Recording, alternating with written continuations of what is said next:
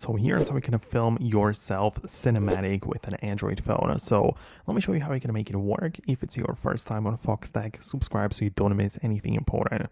Okay, so essentially you need to open up the camera app, but you're not going to start with a regular photo or video mode, which might be fine, of course, but if you want to record a cinematic, especially yourself, then you need to tap on the more options, which show up right next to the selection right there, and you need to pick from those other things. So for example, we have the you can see we have the portrait video, which you might be interested in. And the thing about it is that it works both in the rear facing mode as well as the front facing selfie mode.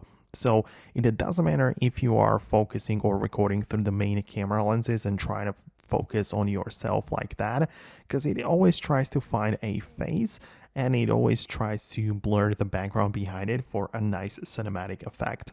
So you can most definitely flip to the front facing camera. It's going to focus on your face like that, and it will then blur out of the background so you are more prominently shown on the screen. And if you want to record yourself in a cinematic format, then this is the option which I would go with. Outside of that, you could also see that in the more section for more options in terms of the camera, we can as well go to the professional mode, which is a little bit more interesting as it is giving you the ability to control some things manually, things like ISO and the shutter speed and stuff like that, which perhaps will give a better professional cinematic effect. If you want to be really, professional with it, you can control all of the different things yourself.